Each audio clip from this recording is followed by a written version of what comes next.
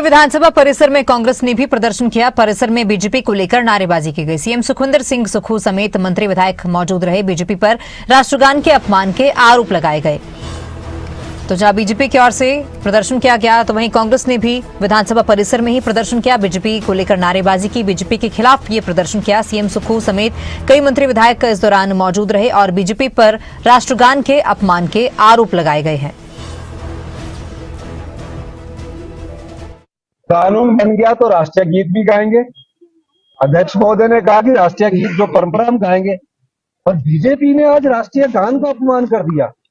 आज हमें खुद मंत्रिमंडल के सदस्यों को अपनी सब प्रोटोकॉल छोड़कर आज इसलिए आना पड़ा कि भारतीय जनता पार्टी ने जिस तरह राष्ट्रीय गान का अपमान किया है, हम हिमाचल प्रदेश की जनता से भी अनुरोध करेंगे, ऐसे राष्ट्रीय गान के अपमान करने वालों को भारतीय जनता पार्टी को शर्म आनी चाहिए।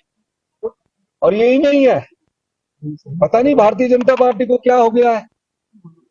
हिमाचल की भारतीय जनता पार्टी यहाँ तो तालमेल नहीं है, असमंजस में है। अरे राष्ट्रीय गान गाते और बड़े सम्मान के साथ बोलते कि अब आप राष्ट्रीय गीत भी गा दो। कौन मना करता है? कोई मना कर रहा है?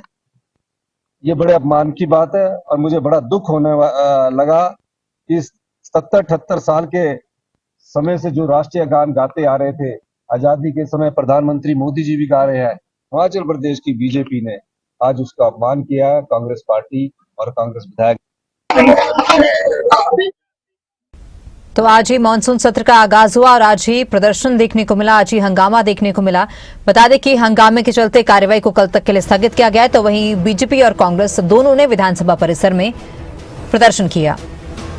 तो बीजेपी पर भी कांग्रेस ने जो है गंभीर आरोप लगाए हैं, राष्ट्रगान के अपमान के आरोप लगाए गए हैं। विधानसभा परिसर में कांग्रेस ने भी प्रदर्शन किया है, बीजेपी पर आरोप लगाए हैं। परिसर में ही बीजेपी को लेकर जमकर नारेबाजी की, जहां एक और बीजेपी ने भी सरकार को घेरा। तो वहीं कांग्रेस ने भी प्रदर्शन किया है और बीजेपी को आड़े हाथों लिया है। ज्यादा जानकारी के लिए हमारे ब्यूरो प्रदीप ठाकुर जुड़ चुके हैं। प्रदीप, आज ही मानसून सत्र का आगाज हुआ और आज ही खूब हंगामा देखने को मिला। विपक्ष ने खूब हंगामा किया, कार्यवाही को कल तक के लिए स्थगित करना पड़ा और उसके बाद विधानसभा परिसर में ही बीजेपी कांग्रेस दोनों ने प्रदर्शन किए हैं। एक दूसरे पर आरोप प्रत्यारोप का जो सिलसिला है वो देखने को मिला है। क्या अपडेट है?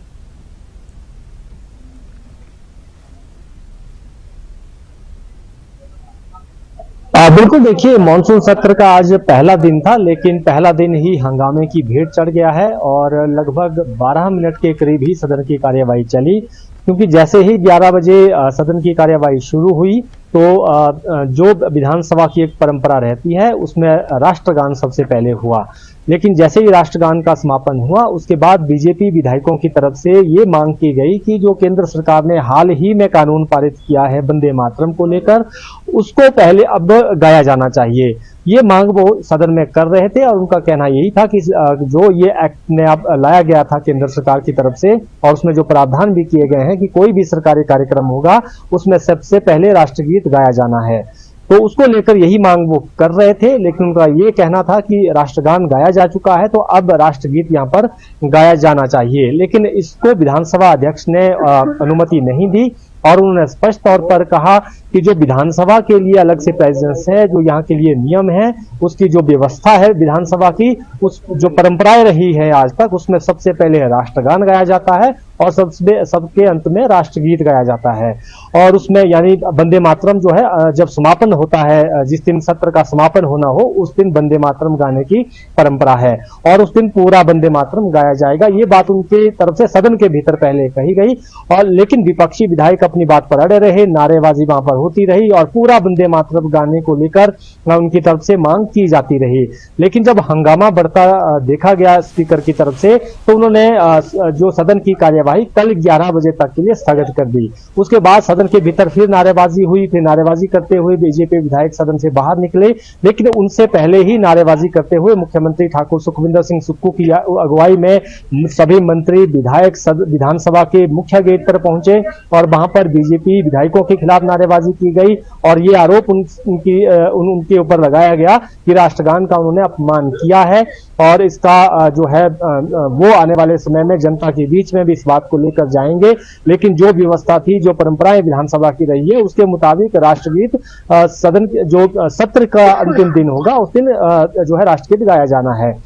जी। दूसरी तरफ जैसे ही कांग्रेस का प्रोटेस्ट समाप्त हुआ उसके बाद बीजेपी विधायक जो है वो बाहर नारेबाजी करते हुए निकले और उनकी तरफ से भी ये आरोप लगाया गया कि जो राष्ट्रगीत है उसका वंदे मातरम है उसका अपमान यहाँ पर हुआ है और जो केंद्र सरकार के नियम थे उसके मुताबिक अब सबसे पहले राष्ट्रगीत यहाँ पर गाया जाना चाहिए था, लेकिन जब राष्ट्रगान हो या राष्ट्रगीत हो दोनों ही देश के लिए बहुत महत्वपूर्ण है। पहले हमने देखा कि सियासत जो है वो राष्ट्रगीत को लेकर गर्माती हुई देश में नजर आई थी और अब हिमाचल में भी राष्ट्रगान राष्ट्रगीत को लेकर आपस में जो आरोप प्रत्यारोप हैं वो देखने को मिल रहे हैं।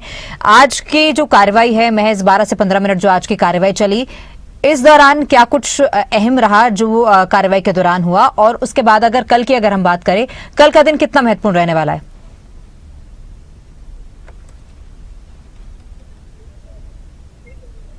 बिल्कुल देखिए, क्योंकि जो 10 से 12 मिनट की जो कुल मिलाकर कार्यवाही आज की रही है उसमें यही चर्चा उसमें सदन के भीतर बार बार होती रही और स्पीकर जो है अपनी व्यवस्था दे रहे थे और वो कह रहे थे कि आज पहला दिन है तो अब राष्ट्रगान के बाद शोकोद्गार होना है, जो दिवंगत विधायक हैं उनके लिए शोक यहाँ पर प्रकट करना है, उसके बाद आप अपनी बात बोल सकते हैं। लेकिन ऐसा नहीं हुआ और फिर वो हंगामा होता रहा और उसके बाद ये सभी के सभी जो चाहे वो सत्ता पक्ष कहें या विपक्ष कहें वो सदन के बाहर वहां पर जो है एक तरह से नारेबाजी जो है वहां पर खूब हुई है, तो टकराव वंदे मातरम को लेकर काफी देखा गया। लेकिन विधानसभा अध्यक्ष की तरफ से एक बात जरूर आज कही गई है कि जो केंद्र सरकार के नियम है वो सरकारी कार्यक्रमों के लिए है, विधानसभा की अपनी व्यवस्था अपनी परंपराएं होती है, अपना प्रेसिडेंस है, उसके मुताबिक ही हम चलेंगे, ये उन्होंने बाद में मीडिया से भी बात करते हुए कही। लेकिन आज क्योंकि काफी सारे महत्वपूर्ण विषय लगे थे, लगभग 67 के करीब प्रश्न जो है वो आज प्रश्नकाल के लिए थे, अगर शोकोद्गार के बाद समय बचता तो वो प्रश्न इस दौरान लगने थे।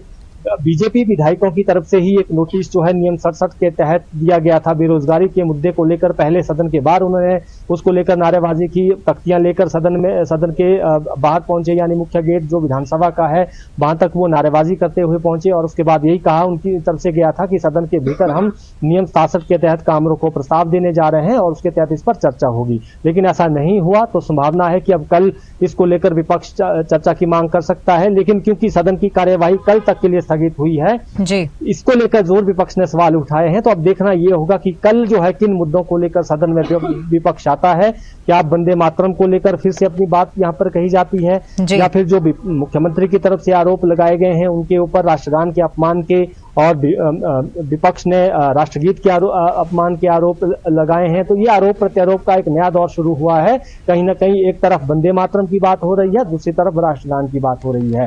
तो कांग्रेस पार्टी यानी सत्ताधारी दल अब इस बात पर जो है जोर दे रहा है कि बीजेपी विधायकों की तरफ से राष्ट्रगान का अपमान हुआ है। प्रदीप, क्योंकि विधानसभा चुनाव भी बहुत नजदीक है और जैसे जैसे चुनाव का समय नजदीक आ रहा है वैसे वैसे प्रदेश में सियासत भी गर्माती हुई नजर आ रही है, उस लिहाज से ये मानसून सत्र कितना महत्वपूर्ण है खासतौर पर सुक्खू सरकार के लिए, क्योंकि बहुत कम समय बचा है विधानसभा चुनाव में, तो क्या कुछ सुक्खू सरकार की तरफ से क्या कोई बड़े फैसले इस दौरान लिए जा सकते हैं? और जिस तरह से विपक्ष लगातार सरकार पर हमलावर है तो उससे किस तरह से निपटना है, उसके लिए क्या रणनीति सरकार ने तैयार की है?